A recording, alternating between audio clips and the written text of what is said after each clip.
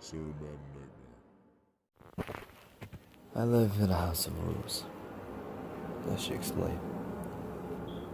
Moved here 3 months ago, flat number 27. The flat was a repossession. I never met the previous owner, and to date know him only from the posts I received in his name. I can make up stories of him vanishing, or his screams being heard in the darkness one night, or I could make exaggerated claims about all of this. But this is not a work of fiction, nor is it written to entertain. I had just gotten a new job, a promotion I had waited years for. This was meant to be the next step to greater things, but I needed to move quickly to save on a long drive each day. When I found this place, I was overjoyed. It was well located within my price range, and apart from being extremely run down and dirty, it had so much potential. It's a duplex apartment with a guest room and a spare bathroom on the ground floor, and a dressing room and several storage rooms on the top floor. Due in part to poor record keeping and loss of deeds and plans of the house, which should have taken a month from start to finish, took 4 times as long. Because of the length of time, I took several viewings, and each time was amazed by the windows and cupboards that I could not recall from previous visits. The room seemed bigger, lighter, and more inviting. Even the estate agent was baffled at her property listing documents were constantly wrong. The neighbors in block of the flats are a strange lot. One of them, a nervous man from upstairs who constantly fidgets and glances around, apologized afterward. He explained his lack of attention was simply he wasn't allowed to at the time. I presumed he meant his wife, but now I'm not so certain. It's the move. I did my best to become friendly. It even felt like I was making headway. Then I made a mistake about asking about the previous owner, to which he made an awkward and short response before making excuses. I have not seen or heard from him since. Quote, the rules, unquote, as I came to understand them, became apparent over time. The first was sleeping only in my bedroom. I only slept once in the lounge on purpose, dozing on the sofa until I woke up, my arm trapped between the sofa and the wall. A wall that was several feet away from the sofa when I closed my eyes a few hours earlier. I was overcome with a feeling, a very familiar feeling that I was somewhere I shouldn't be. I hurriedly stumbled up to my bed, where I only felt truly safe when I hid under the blankets like a scared child. Only fell asleep once more in the lounge after that by accident. I was woken once again with a feeling that I should leave, that it would be unsafe to stay, and that I should not be here. This time, however, a sweater I had left across the room on the radiator was tied around my neck and pulled tightly enough to leave a striking mark on my throat. The rules of sleeping only in my bedroom stands alongside others, countless others. I learned that I should clean up my dishes immediately. When I stepped out the kitchen after depositing my plate and sat down on a safety pin that was jutting out of the back of a sofa, I learned not to take too long showers when the water suddenly turned scalding hot and remained so, no matter how much I desperately tried to turn it off.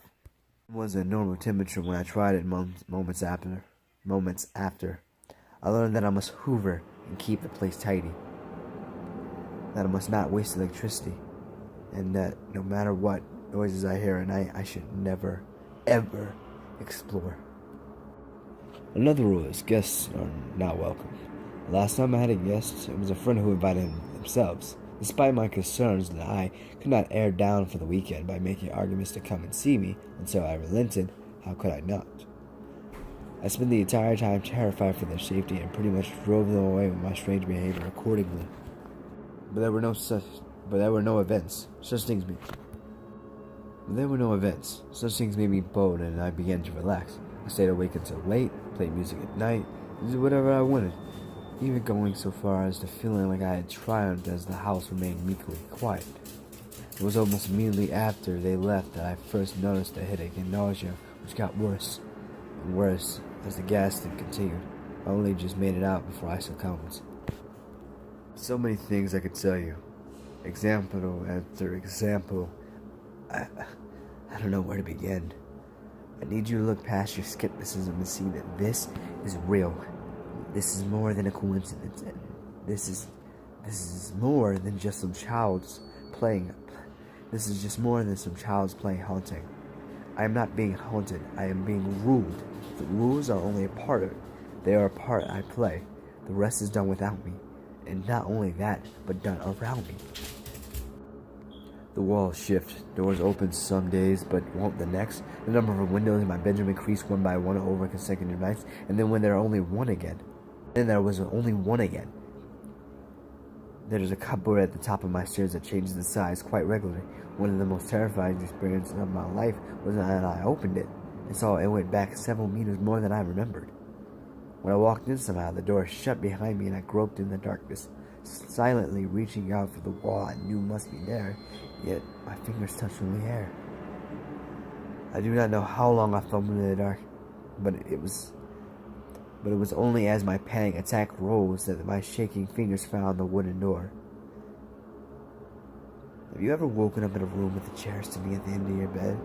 A chair that came from the dining room? The dining room that was down a flight of stairs and along a hallway? Have you ever walked into a room and seen a storage cupboard that was not there before? Have you ever observed more stairs on the staircase as you go down them than there was when you went up? Have you ever entered a room looking for something and then when you gave up and left, realized that half an hour passed? I have lived all of these things. Were I a better, more scientific man, I would have kept a running log of it. I would have found proof. Proof I need to show the world that I'm not crazy, that this is real, that this is a nightmare I am living. 5 hours have passed since I sat down to write this, and when once I hope to prepare some lunch, and I hope there is no drawing pins in my bread like last week.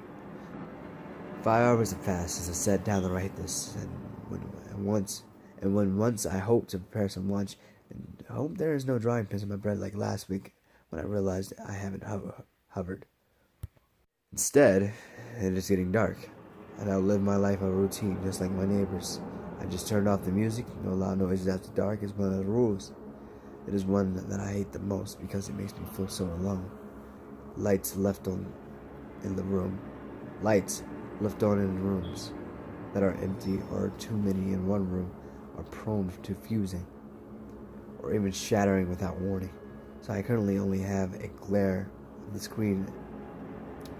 The doors that shut behind me as I head up to bed lock behind me. And I will wake up in a room with windows wherever they please, and doors that may or may not open to cupboards that may be as small or as big as each variation allows. The television in the room I am in has satellite connection and with countless channels. Right now, all are fuzz and static, except for the National Geographic Channel. So I am forced to listen to a documentary on carnivorous plants as I type. I try not to dwell on the exhaustion of a beetle on the screen. as it tries to vain to escape from prison that will soon digest it. The remote does not appear to work. It took my pulling the plug from the socket to turn it off just moments ago, and even that I was loath to do so, for the fear that it might stay on never left me. And I knew that if those images had continued when the plug was removed, I would have screamed myself into madness. I could push the neighbors to talk more. I could rebel against the rules. I could just start a fire and torch the whole building, but truly, I just want to get by. I get the feeling that up until now, I have simply been coached like a dog to do what is required of me. I feel like the punishments could get a lot worse. The occasional demonstration of strength, the enforcements of the rules, and occasional mild punishments when I transgress, like one taps the nose of a dog when it misbehaves. That's what I hope for if I can behave. Stepping out of line only causes harm to me and fear. It is only out of fear and reference to my own human dignity that I do not explain here what happens when the house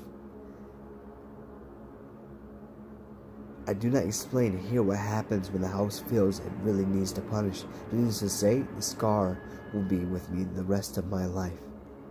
Which brings us here. I cannot go on. I took the decision to write this.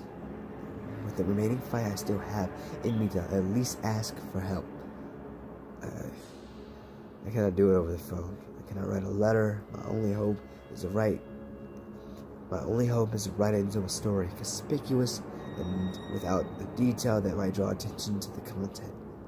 All I can hope is that someone sees enough to spot my cry for help, and that they find a way to contact me, where I can get a lifeline. I need to escape. I cannot ask directly, it is too risky. Besides, any form of open rebellion has been snuffed out of me with pain, suffering, and terror. I fear for my safety, for the punishments, for breaking the rules. I am surprised that I am even being allowed this. I am surprised that that it is being allowed to get even this far. In over 1,000 words I have written, there hasn't been a power cut or a computer error that has lost everything. Perhaps there is still hope. But the truth is, I'm scared. Scared of what touched my face in my sleep that night. Scared of what touched my face in my sleep that night before last after I accidentally left a tap running. Clutching firmly the bruises on my neck that still remain, I am scared of what left a pair of scissors in my slippers, of what power moves wooden doors and plaster walls seemingly at a whim. Most of all, I'm scared that by writing this, I may wake up in a tight room with no doors or windows. A room that grows smaller every time I blink.